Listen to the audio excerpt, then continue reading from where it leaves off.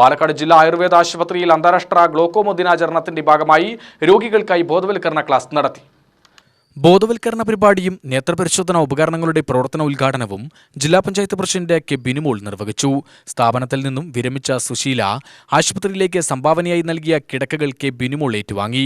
കേരളത്തിലെ ഈ സർക്കാർ സംവിധാനങ്ങളെ ഇത്രയേറെ ഫലപ്രദമായി ഉപയോഗപ്പെടുത്താൻ എന്തിന് സർക്കാർ ശ്രമിക്കുന്നു എന്നാലോചിച്ചാൽ നമുക്കറിയാം, നമ്മുടെ നാട്ടിൽ സാമ്പത്തികമായി ഒരുപാട് ശേഷിയുള്ളവരും തീരെ ശേഷിയില്ലാത്ത മനുഷ്യരും കുറച്ചൊക്കെ ജീവിച്ചു പോകാവുന്ന തരത്തിലുള്ള ആളുകളും ഒക്കെ കൂടിയതാണ് നമ്മുടെ കേരളം.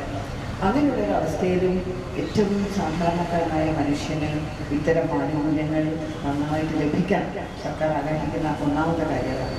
ഏറ്റവും സാധാരണക്കാരനായ മനുഷ്യന് ഒരു കാരണവശാലും ഇത്തരം സംവിധാനങ്ങൾ നിഷേധിക്കാൻ പാടില്ല എന്നതുകൊണ്ട് തന്നെയാണ് ഇങ്ങനെയുള്ള പൊതുസ്ഥാപനങ്ങളെ, പൊതു സംവിധാനങ്ങളെ ഏറ്റവും ഫലപ്രദമായ രീതിയിൽ നമ്മുടെ നാട്ടിനകത്ത് സാധാരണക്കാർക്ക് വേണ്ടി നിലനിർത്തിക്കൊണ്ടുപോകണമെന്ന് സർക്കാർ ആഗ്രഹിക്കുന്നത്. ബുദ്ധിമുട്ടുകളും നഷ്ടപ്പാടുകളൊക്കെ ഡോക്ടർ പറയുമ്പോഴും പറഞ്ഞു, നമ്മുടെ ഈ സംവിധാനങ്ങളൊക്കെ തന്നെ എത്രയോ കാലമായി നമ്മൾ ഉണ്ടാക്കിയ ഇത്തരം സംവിധാനങ്ങൾ കാലാനുസൃതമായിട്ടുള്ള പരിഷ്കരണം മാത്രം നമ്മൾ നടത്തിക്കൊണ്ടുപോകുന്നത്. മൊത്തത്തിൽ നമുക്ക് ഇടിച്ചു പൊളിച്ചു മാറ്റി എല്ലാം നന്നാക്കണം അങ്ങനെ വിചാരിക്കുന്ന ഘട്ടത്തിലേക്ക് എത്താൻ കഴിഞ്ഞിട്ടില്ല.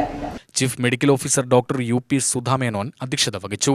Senior medical officer doctor A Raja Hariprasad, medical officer doctor M Hema എന്നിവർ പ്രസംഗിച്ചു. രാവിലെ 11 മുതൽ ഉച്ചയ്ക്ക് 2 വരെ സൗജന്യ നേത്രമർദ്ദ പരിശോധനയും ഉണ്ടായി. രോഗികൾക്കായുള്ള ബോധവൽക്കരണ ക്ലാസിനും പരിശോധനയ്ക്കും ശാലയ്ക്കും സ്പെഷ്യലിസ്റ്റ് മെഡിക്കൽ ഓഫീസർ ഡോക്ടർ ടോസ്മി ടോമി നേതൃത്വം നൽകി. Senior medical officer doctor KP Jayakrishnan സ്വാഗതവും medical officer doctor M Nitha നന്ദിയും പറഞ്ഞു. UTV news, Palakkad.